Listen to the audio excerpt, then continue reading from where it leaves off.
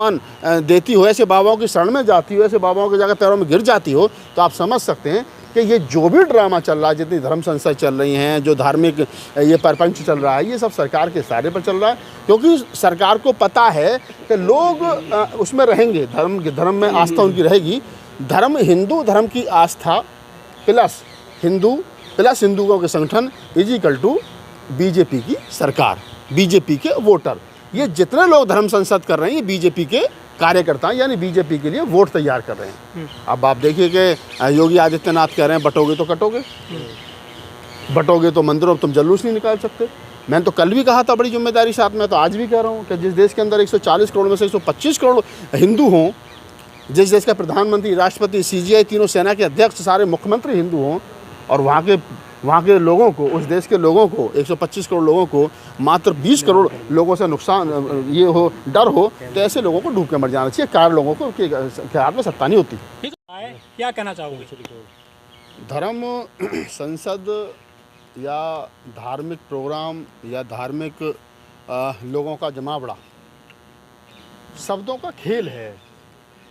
अब जब भारत में एक संसद ऑलरेडी है, और संसद अगर आप बोलते हैं तो एक मैसेज जाता है प्रॉपर कि आप संसद भवन की बात कर रहे हैं। लेकिन अगर इस देश के अंदर धर्म संसद होंगी तो आप समझ सकते हैं कि किस प्रकार से शब्दों को तोड़ मरोड़ करके पेश किया जा रहा है, और लोगों को ये बताया जा रहा है कि सही मायने में जो संसद है वो ये वाली संसद है।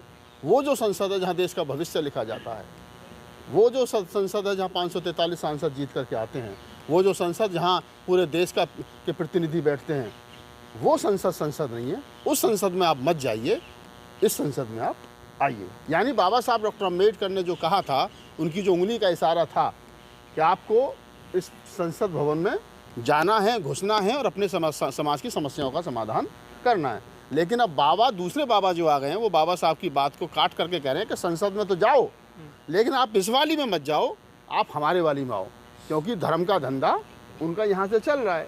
और जब लोग धार्मिक होंगे और धार्मिक संसदों में जाएंगे तो आपको पता लगेगा कि जिस बीमारी को डॉक्टर अम्बेडकर ने बड़ी मुश्किल से काटा, जिसको पेरियार ने बड़ी मुश्किल से काटा, जिसको कभी नानक रैदास ने बड़ी मुश्किल से काटा, वो बीमारी को ये धर्म संसदों में मजबूत किया जा रहा है। तो आप समझ सकते हैं कि बाबा साहब डॉक्टर अम्बेडकर के जो संवैधानिक राइट्स हैं, और बाबा साहब डॉक्टर अम्बेडकर ने जो आपको संवैधानिक राइट दिए हैं, और जो पार्लियामेंट में नए कानून बनाने के लिए लोग बुद्धिमान लोगों को वहाँ जाना चाहिए, अब उस संसद से बड़ी संसद यानी संविधान के सामने मनुष्य मृत्यु को बड़ा करके दिखाया जा रहा है। और यही काम जो है धर्म संसदों के माध्यम से हो रहा है। तो जो भगवाधारी बाबा हैं, संसद चला रहे हैं, ये इनको हवा पानी कहाँ से मिल रहा है सर? जब मियाँ भये दरोगा तो फिर डर काहे को, कहावत है ना एक, जब मियाँ भये दरोगा तो फिर डर काहे को। जब मोदी जी धोती पहन करके लंबे लेट जाते हों मंदिर में जा कर के, जब योगी जी पूरे भगवा में रहते हों, देश की सारे सिस्टम पर उन लोगों का कब्जा हो, तो अब इस देश के अंदर धर्म संसद ही तो होंगी। धर्म संसद अब यही तो होगा इस देश के अंदर। कोई भाई एक वैज्ञानिक सोच या वैज्ञानिक चर्चा तो होगी नहीं। कोई ऐसा तो है नहीं कि बुद्धि वर्ग लोग प्रबुद्ध समाज बनाएंगे। अब तो लोगों को अंधविश्वासी बनाया जा रहा है, पाखंडी बनाया जा रहा है। भारतीय संविधान का आर्टिकल 51A ये जो कहता है कि स्टेट की जिम्मेदारी है वो लोगों में वैज्ञानिक सोच डेवलप करे। यानी अब आप समझ सकते हैं कि अगर टीवी चैनल पर कोई बाबा सुबह को आकर के आपका भविष्य बताता है तो वो संविधान विरोधी है। इस देश के अंदर जो लोग अपने आप को जाति के आधार पर बड़ा और उच्च और पूजनीय मान करके बैठे हैं, वो संविधान विरोधी है। इस देश के अंदर जो लोग संविधान क्या नाम है बाबा बागेश्वर धाम जैसे जो हैं वो अपना पर्चा देख रहे हैं लोगों का, ये संविधान विरोधी है। क्योंकि भारतीय संविधान का आर्टिकल 51 कहता है कि लोगों में वैज्ञानिक सोच डेवलप होनी चाहिए। लेकिन अगर वैज्ञानिक सोच डेवलप नहीं हो रही है और सरकार की जिम्मेदारी वो वैज्ञानिक सोच लोगों में डेवलप करे, सरकार वैज्ञानिक सोच डेवलप करने के विपरीत ऐसे बाबाओं को चार्टर्ड विमान देती हो, ऐसे बाबाओं की शरण में जाती हो, ऐसे बाबाओं के जाकर पैरों में गिर जाती हो, तो आप समझ सकते हैं कि ये जो भी ड्रामा चल रहा है, जितनी धर्म संस्था चल रही हैं, जो धार्मिक ये प्रपंच चल रहा है, ये सब सरकार के इशारे पर चल रहा है। क्योंकि सरकार को पता है कि लोग उसमें रहेंगे, धर्म में आस्था उनकी रहेगी। हिंदू धर्म की आस्था प्लस हिंदुओं के संगठन इजिकल टू बीजेपी की सरकार, बीजेपी के वोटर। ये जितने लोग धर्म संसद कर रहे हैं, ये बीजेपी के कार्यकर्ता हैं, यानी बीजेपी के लिए वोट तैयार कर रहे हैं। अब आप देखिए कि योगी आदित्यनाथ कह रहे हैं बटोगे तो कटोगे, बटोगे तो मंदिरों में तुम जुलूस नहीं निकाल सकते। मैंने तो कल भी कहा था बड़ी जिम्मेदारी साथ में, तो आज भी कह रहा हूँ कि जिस देश के अंदर 140 करोड़ में से 125 करोड़ हिंदू हों, जिस देश का प्रधानमंत्री, राष्ट्रपति, सीजीआई, तीनों सेना के अध्यक्ष, सारे मुख्यमंत्री हिंदू हों, और वहाँ के लोगों को, उस देश के लोगों को, 125 करोड़ लोगों को मात्र 20 करोड़ लोगों से नुकसान ये हो, डर हो, तो ऐसे लोगों को डूब के मर जाना चाहिए। 4 लोगों को के हाथ में सत्ता नहीं होती। ये जो बाबा हैं, जो भगवाधारी हैं, ये क्या रास्ता भटक गए हैं जो राजनीति की बात करने लगे हैं आजकल? देखिए, ये जितने बाबा हैं और ये जितने और अन्य लोग हैं, ये इनका सबका क्या है कि ये सरकार के सहारे पर चलते हैं। जब सरकार ही वैसी हो उनके मनमाफिक, तो फिर तो नफरती बयान भी आएंगे, फिर तो इस प्रकार की बात। बाबाओं का काम होता था देश के अंदर लोगों को धर्म कर्म सिखाना, लोगों को भय मुक्त करना, लोगों को सही रास्ते पर लाना, लोगों को नशे पत्ते से दूर करना, लोगों में मानवता पैदा करना, लोगों में भाईचारा पैदा करना, मानव के प्रति समान व्यवहार रखना, महिलाओं के प्रति सम्मान, प्रेम भाव पैदा करना। लेकिन आजकल के बाबा तो नफरत घोल रहे हैं। अब देवकीनंदन ठाकुर जो धर्म संसद चला रहे हैं, आप उनको देखिए, कह रहे हैं कि सनातन आयोग की वो करिए, आप गठन करिए, उससे क्या होगा?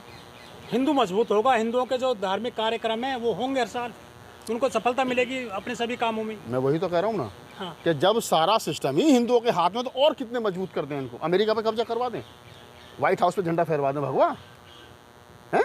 अरे भाई, जब सब कुछ तुम्हारे हाथ में है, सब कुछ तुम कर रहे हो, बजट तुम्हारे हाथ में, तुम शेड्यूल कास्ट का बजट खा गए इस बार। सब कुछ तुम अपने तरीके से लगा रहे हो, मंदिर में दुनिया भर का पैसा लगा रहे हो, कोई रोक नहीं, कोई हिसाब किताब ना तुमसे पूछ रहा है, पूछने की हिम्मत नहीं बेचारों की किसी की। एक दिन पहले मंत्री गहलोत जो आम आदमी पार्टी में होता है, अगले दिन जाकर बीजेपी में चला जाता है। तो ईडी और सीबीआई का डर इतना, तो सब कुछ तुम्हारे हाथ में है। तुम डुगडुगी पे नचा रहे हो पूरे देश के अवाम को, पूरे देश के बाबाओं को, पूरे देश के तंत्र को, पूरे देश के सिस्टम को। जितनी डुगडुगी आरएसएस और बीजेपी बजाती है, उतनी उछल कूद हमारे देश के जो बाबा संत महापुरुष है वो कर रहे हैं। जितनी बातें ये करते हैं बाबा भगवाधारी, उतनी तो नेता भी नहीं कह रहे हैं। एक बाबा कह रहे हैं कि आरक्षण खत्म हो, आर्थिक आधार पर आरक्षण दिया जाए। ये तो राजनीतिक हो गए हैं सारे बाबा। वो बाबा जो कह रहा है कि आर्थिक आधार पर आरक्षण हो, तो उसको पता नहीं है। ये दरअसल बाबा क्या, ये अनपढ़ और कूपड़ हैं। एक तो अनपढ़ है और दूसरे कूपड़ वो जिन्होंने गलत पढ़ रखा है। ठीक है, राम भद्राचार्य है सर वो। अरे कोई राम भद्राचार्य हो, कृष्ण भद्राचार्य हो, मैं तो ये कह रहा हूँ कि जो आदमी ये कह रहा है कि आर्थिक आधार पर आरक्षण होना चाहिए, तो आर्थिक आधार पर मिल तो गया 10%, और किस हिसाब से करोगे भाई? इस देश के अंदर 2.5%, 3% ब्राह्मण है, 6% ठाकुर है, 4-4.5% वैश्य है, टोटल मिलाकर के 13-13.5% टोटल आबादी है। 10% तुमको मिल गया है। ये तो क्या नाम है, जो कैप लगी हुई थी 59.5% की, वो भी आपने तोड़ दी। उसके बाद में तुम कह रहे हो और चाहिए, तो और कितना चाहिए? सारा देश तुम्हारे हाथ में, तुम ले लो ना यार।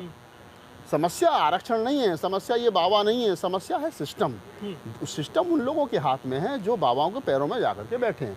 जिस सिस्टम मेरे हाथ में होगा, मैं अपने तरीके से चलाऊंगा। मैं बताऊंगा ये जो 10% मिला ना, हम इसको भी खत्म करेंगे ना, फिर ये गैर संवैधानिक है।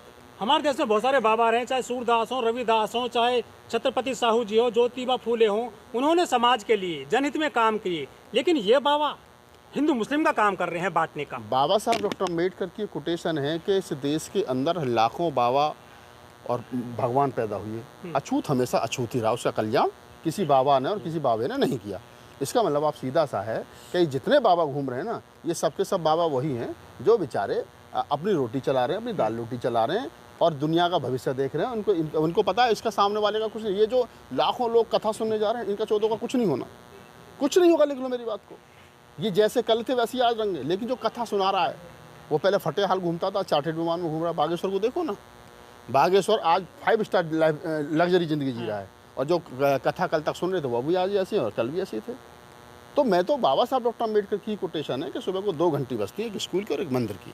तय आपने करना है कि आप मंदिर की घंटी सुन करके मंदिर में जाओगे या स्कूल में जाओगे। स्कूल में जाओगे तो IAS PCS बनोगे, जज कलेक्टर बनोगे, ना भी कुछ बनोगे तो दिमाग तो रहेगा। है एक प्रबुद्ध वर्ग तो मैं तो आपकी गिनती होगी, कम से कम अनपढ़ और कुपढ़ों में तो नहीं होगी। और मंदिर में जाओगे तो पूरी ज़िंदगी भर कथा सुनते रहो, कथा सुन के सब कुछ हो जाएगा। लाखों का टेंट लगता है, इनको पैसा कहाँ से मिलता है इन बाबाओं को जो आदमी को बुलाने का प्रबंध करते हैं? ये भाई साहब बड़ा पैसा, धर्म का धंधा कभी ना मंदा, धर्म का धंधा कभी ना मंदा। आप देखो बहुत पैसा है। अब हम तो इन्हीं बाबाओं को क्यों कहें? अभी तो हमारे समाज में भी सूरजपाल भोले बाबा पैदा हो गया था, अभी मथुरा में सूरजपाल जाटा, देखो उसने भी धंधा चला लिया। तो आजकल जाति नहीं देखी जा रही, तो किसी सामने वाले को बस आपको मूर्ख बनाना आना चाहिए। आपको लग जाएगा हाँ ये अब राहुल नागपाल यहाँ खड़े होकर के बोल रहे हैं 8-10 मिनट आप रिकॉर्ड करोगे, लोग इसको अंत तक देखेंगे, बहुत अच्छा बोलता है राहुल नागपाल। मैं ही राहुल नागपाल कल को कथा सुनाना शुरू कर दूँ तो मुझे पता है मैं सब फेल कर दूँगा, इनसे बढ़िया सुनाऊंगा, मैं इनसे बढ़िया भविष्य बता सकता हूँ। मैं बाबा बागेश्वर से भी अच्छा धंधा शुरू कर दूंगा। लेकिन मैं जब बाबा साहब को पढ़ता हूँ तो सोचता हूँ कि नहीं यार हमको साइंटिफिक टेम्परामेंटल जो है वो उसको मजबूत करना चाहिए। लेकिन जब हम देखते हैं कि यार पैसा तो इधर ज़्यादा है, हमारे तो सारा लेकिन आप ब्राह्मण तो नहीं है ना आप। आज के ब्राह्मण सूरजपाल जाटव ब्राह्मण थोड़ी था, वो तो जाटव था, शूद्र था, दलित था, अछूत है? लेकिन धंधा चला उसका भी।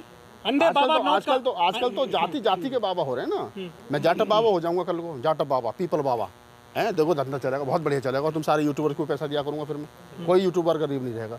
बहुत धर्म का धंधे बड़ा पैसा, इसलिए वो कर रहे हैं क्योंकि ये देश 90% मूर्खों का किसी न किसी लेवल पे, कोई साक्षरता के आधार पर मूर्ख है, कोई बुद्धि के आधार पर मूर्ख है, कोई धर्म के नाम पर मूर्ख है, कोई एजुकेशन के नाम पर मूर्ख है, कोई क्या नाम है अपना फंड के नाम पर मूर्ख है कोई ना कोई। मैं भी कहीं ना कहीं मूर्ख हूँ, आप भी कहीं ना। जब हम जो लोग इस वीडियो को देखेंगे तो कहेंगे ये नरक में जाएगा, भगवान को ऐसे बोल रहा है, ये तो मूर्ख है। तो उनकी नज़र में मैं मूर्ख हूँ, लेकिन मेरी नज़र में वो मूर्ख है।